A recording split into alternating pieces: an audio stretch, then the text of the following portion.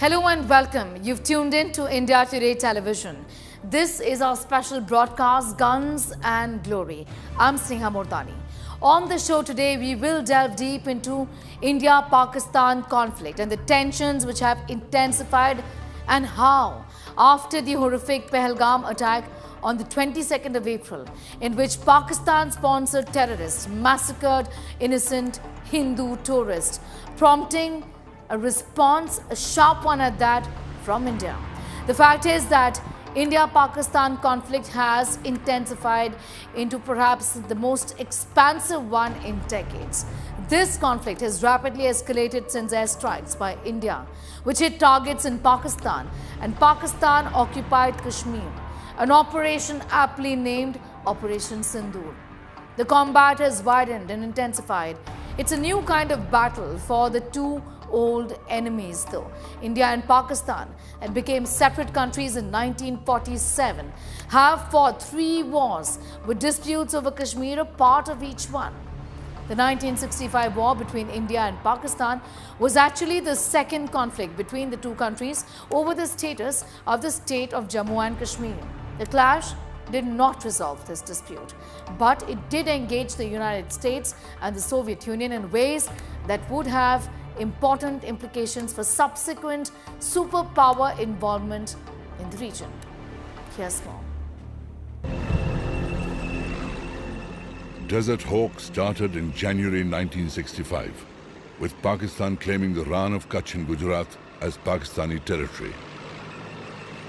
By April, the armies of India and Pakistan were involved in a full battle over the control of the old Kanjarkot fort. It was in this battle that Pakistan tested their newly acquired Patton tanks from the US.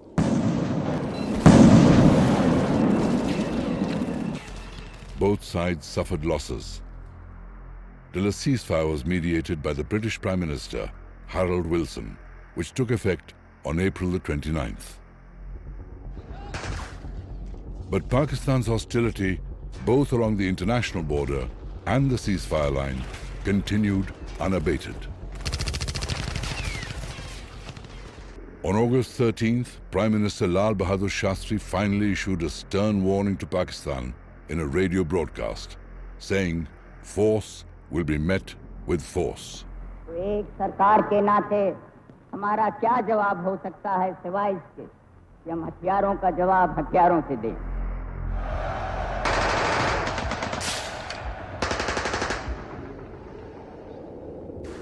In August, the Indian Army began taking possession of mountain passes in Kargil, Uri and Titwal areas, through which Pakistan was pushing its invaders. On August 25th, the Indian Army launched an operation to take the most important Haji Pir Pass. The Pakistanis were completely surprised. They left their weapons and ran down the hill to escape. By 10:30 a.m. on August 28, one para had captured the pass. At 3:45 a.m., Pakistan began shelling Indian Army positions in Cham. Then, 70 tanks and 2 Pakistani brigades rolled over the international border. The Pakistani objective was Akhnoor Bridge over the river Chenab to cut off supply lines between Punjab and Kashmir. The bridge connected Jammu with Rajouri and Poonch, and to the east lay the bigger target of the Jammu-Srinagar highway. At 5:19 p.m. on 1st September, Indian Air Force vampires from Pathankot Air Force Base began taking off to reinforce India's defense. In Pakistan, even as his troops and armor were invading India, Ayub Khan declared in a radio broadcast that the threat of war in Kashmir was being forced on them. भारतीय हुक्मरान शुरू से पाकिस्तान की वजूद से नफरत करते रहे हैं और मुसलमानों की इबादा आजाद ममलिकत को उन्होंने कभी दिल से तस्लीम ही नहीं किया।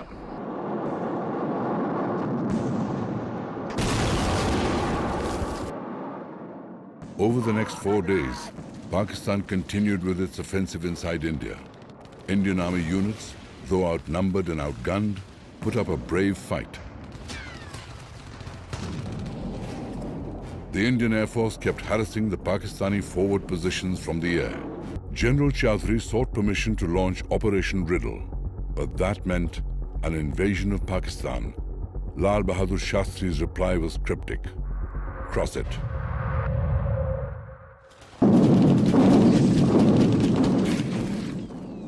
Before dawn on 6 September, India launched a three-pronged offensive against Lahore along an 80-kilometer front. From the northeast across the river Ravi, along the Amritsar-Lahore road at Wagha, and from the southeast, attacking the Pakistani town of Kasur. 2 days later, on September 8th, India opened another front targeting Sialkot, 24 kilometers across the border. Pakistan's Pride, the 1st Armored Division, pushed its offensive towards Khemkaran with the intention of capturing Amritsar and controlling the bridge over River Beas that led to Jalandhar. By 10 September, the Indian Army had fortified the area and was poised to meet the attack. In the Sialkot sector, tank battles raged for 12 days between India and Pakistan, which no one won. The Soviet Union brokered a ceasefire in Tashkent, where Prime Minister Lal Bahadur Shastri and Pakistani President Ayub Khan met over 6 days to thrash out an agreement.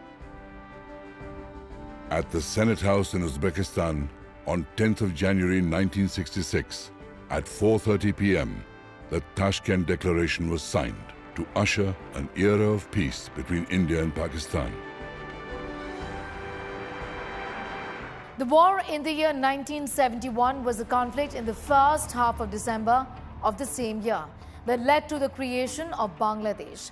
The war was rooted in the Bangladesh Liberation Movement, which opposed Pakistani rule in East Pakistan, now Bangladesh, with the goal of creating an independent country.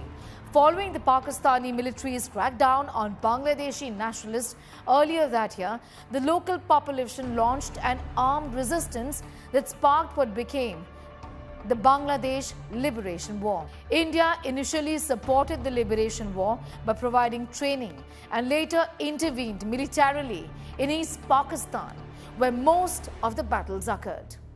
Here's more. In 1971, when the monsoons hit East Pakistan, all plans for offensive action on the ground were halted. The rivers of Bengal were in spate, and at places they were flowing 5 to 6 kilometers wide. Every drain, rivulet and field was overflowing.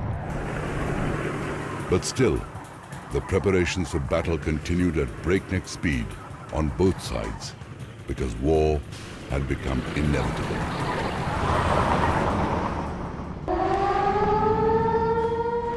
On December 3rd, 1971, at 5:45 p.m., Pakistan launched preemptive airstrikes on forward Indian air bases. Srinagar, Avantipur, Pathankot, Uttaralai, Jodhpur, Ambala and Agra. India and Pakistan were once again at war, an incredible third time in less than 25 years. Pakistan launched a full... In a radio broadcast shortly before midnight, Prime Minister Indira Gandhi addressed the nation. The war in Bangladesh has become a war on India. Taking advantage of the full moon on the night of December 3rd, 1971, a second wave of Pakistan Air Force came bombing and strafing the Indian airfields. The Indian Air Force retaliated fiercely. While the Pakistani planes were still on their way back, Canberra bombers from Agra took off to bomb Pakistani targets. The IAF attacked Chanderi, Shorkot, Sargoda, Muri, Mianwali, Masroor near Karachi, Risalwala in Rawalpindi, and Changamanga in Lahore. The IAF relentlessly mounted an ever-increasing number of sorties over both West and East Pakistan. In mid-November 1971, to stop the atrocities of the East Pakistan Army in the region, the 14 Punjab Battalion moved to occupy the village. They were supported by air, artillery, and a tank squadron with 14 PT-76 tanks. To evict the Indians, East Pakistan's 107 Infantry Brigade launched a massive attack on the night of November 21st. The plan to strike Karachi had been plotted in detail and well in advance. It was already night when war was declared on the 3rd, and the Indian attack took place on the 4th. 3 missile boats were towed to a point south of Karachi harbour from where they were to launch their attack. The orders were that once we are 60 miles south of Karachi, at that time the missile boats will enter that zone and carry out the attack. Operation Trident began on the afternoon of 4th December, when 3 missile boats, named the Killer Squadron, began their northward run towards Karachi. As Karachi burned, the Indian Navy broke radio silence to transmit just one word: Angar.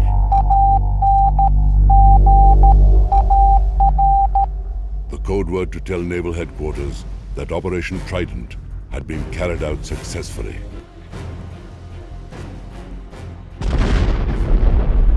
On the night of 8th December 1971, the Indian Navy hit Karachi once again. At 11 p.m. Pakistan time, 12 miles out at sea, INS Vinash fired her entire load of 4 Styx missiles at Karachi. In the meantime, the Indian Air Force had also joined the party and started bombing targets in and around Karachi. In their panic and confusion, the defenders of Karachi fired on a Greek vessel, Zoe, sinking it in Karachi harbour. It was Pakistan that officially began the war, but once it saw that the tables had turned, it desperately wanted the international community to intervene, to force India to the negotiating table. So India needed quick and decisive results. Commanders of the Indian Army were given 15 days to take Dhaka. From October 1971 onwards, the BSF were ordered to dominate the border and establish bridgeheads from where the Indian offensive would be launched when the time came. From the 3rd of December onwards, the Indian Army began its swoop into East Pakistan through multiple thrust points. From the east, through Tripura, 4 corps hammered through the outer crust of Pakistani defense and moved into the heartland of East Pakistan. An improvised force named Kilo Force struck in a southern direction. Their objective was to take Chittagong. From the south, an amphibious thrust went for Cox's Bazar to cut off an escape route for the Pakistani army through Burma. On 11th December, a para-battalion was airdropped at Tangel, near Dhaka, in daylight. The Pakistani army in the eastern sector was about 100,000 strong, and they had ammunition and supplies to carry on the war for many more days. But early on the 14th of December, the Mukti Bahini relayed intelligence about an important meeting scheduled in the governor's house that very morning.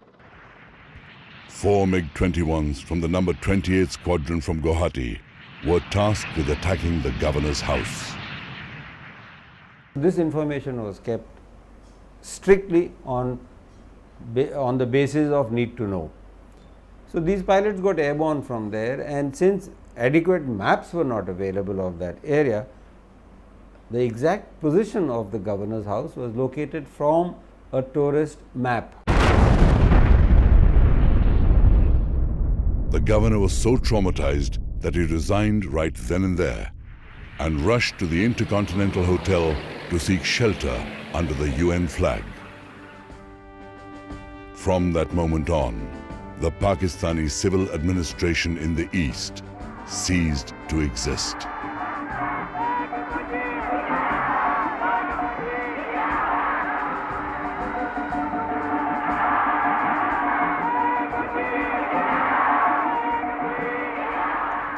Amid rising tensions between India and Pakistan, the month of May also marks the beginning of the Kargil War in 1999. That was one of the deadliest battles fought between the two nuclear-armed nations. While both India and Pakistan had tested nuclear weapons a year earlier, the hostile neighbors in 1999 signed the Lahore Agreement to prevent a war. But in spite of that, Indian Army soldiers were tipped off in first week of May by some local shepherds of suspicious activity in the Indian side, which also included the Kargil region. The armed men included both terrorists and Pakistani soldiers. Under Operation Badra, the infiltrators wanted to force their way and capture Kargil as part of a larger plan to claim Kashmir. The Indian Army hit back at the Pakistani side by launching Operation Vijay and reclaimed the infiltrated regions. The Indian Air Force also aided the army alongside, and their operation was named Operation Safed Sagar. The Kargil district of Jammu and Kashmir, the winter is long and harsh, and the summer short and dry. In summer, temperatures can go up to 30 degrees Celsius. In winter, they can plummet to -35. Along the entire western border of the district runs the disputed LOC, the line of control that divides Kashmir between India and Pakistan. The contours of the line of control are maintained by the armies of both the countries, who man bunkers and posts along the demarcation. But in this desolate landscape, there existed an unwritten understanding. In the cold harshness of winter, the armies would climb down from the highest of their posts and leave them unattended till the summer.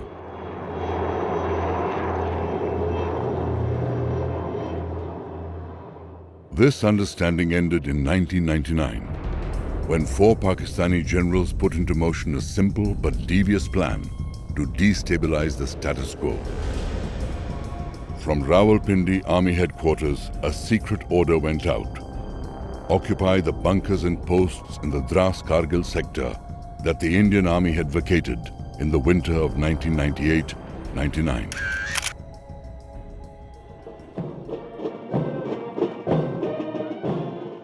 Unknown to Vajpayee, and possibly even to Nawaz Sharif, as India and Pakistan were announcing to the world the beginning of a new era in Indo-Pakistan relationship. Pakistan's Northern Light Infantry had already occupied 132 Indian posts and controlled an area of about 130 square kilometers that stretched over a 100-kilometer front with depths ranging between 7 to 15 kilometers inside Indian territory. And yet, during this period, on March 21, 1999, Prime Ministers Vajpayee and Sharif signed the Lahore Declaration. This was no ordinary infiltration, but a full-scale occupation. And the Indian Army needed to retake those positions with force. The ferocity of the Indian artillery response was unprecedented. No single piece of artillery proved more valuable in the assault than the Bofors FH-77B 155mm howitzer. Its long-range, heavy-caliber shells easily destroyed flimsy enemy bunkers. The Bofors guns, which had a range of 24 kilometers at sea level, were found capable of firing beyond the 40-kilometer mark in the rarefied atmosphere of Kargil. The Indian Army deployed 130 Bofors guns. India's 56th Mountain Brigade was deployed to the Dras sector in the second half of May. The attacks began on 22nd May. That's when the 18 Grenadiers and the 1 Naga discovered that the Pakistani positions were extremely well defended. Movement was slow. The Indians had to crawl up rocky cliffs under intense fire. After a week of inching forward, the twin assaults were halted by very heavy Pakistani fire. But the Indian Army quickly retooled its approach to face the rigorous challenges of a high-altitude war. On the night of June 12th, 20 artillery batteries, consisting of 120 guns, began a continuous 6-hour barrage aimed at Pakistani positions on the cliff tops. The 18 grenadiers, who were stuck midway up the ridge, set up their own barrage. Under the cover of this tremendous cannonade, the two Rajrif moved towards Taloling Peak along both the chosen axes. The big guns kept firing till the Indian attackers were a mere 200 meters from their objective. When they suddenly fell silent, the Rajrif soldiers, supported by fires from the 18 grenadiers, decimated the Northern Light Infantry and took possession of Taloling Top.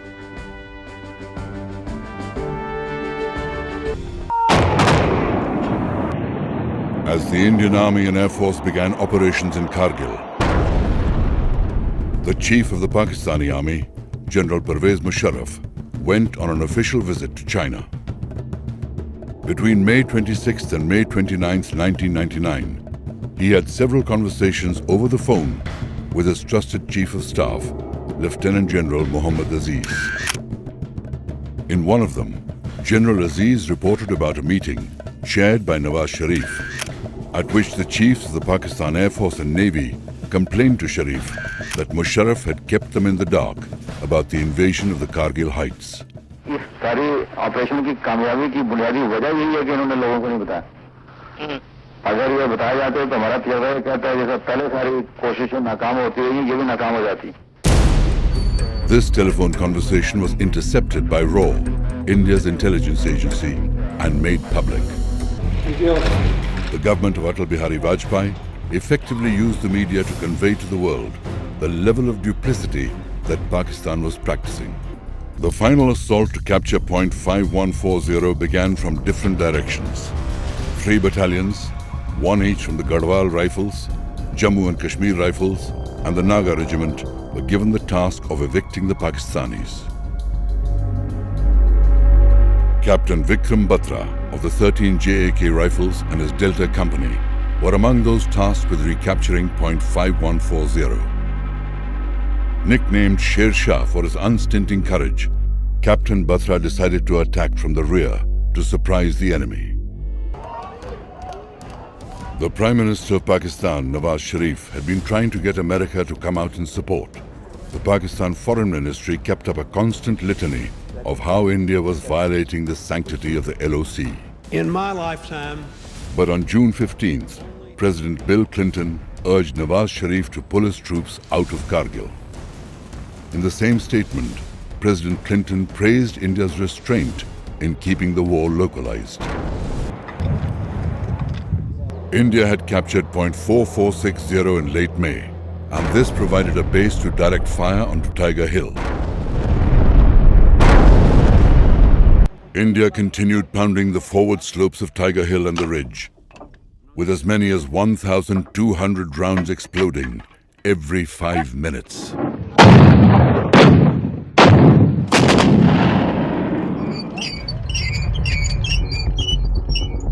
The Indian Army found an undefended flank on the east, and through this, they launched their attack on Tiger Hilltop. At the same time, a small raiding party penetrated Pakistan's line of defense on the western ridge. The Pakistani forces had been split in two. They desperately tried to counterattack to join their lines. On July 8th, facing near certain defeat, the NLI abandoned Tiger Hill, leaving all their dead behind. By July 11th, the remaining units of the Northern Light Infantry began pulling back across the LOC as Indian bombardment continued. And Indian troops recaptured key peaks in the Batalik sector. India set a deadline of July 16th for all Pakistanis to return to their side of the line of control. On July the 12th, Nawaz Sharif went on television to explain to his people why Pakistan was retreating from Kargil. The war in Kargil officially ended on 26 July, but it had far-reaching consequences for the future.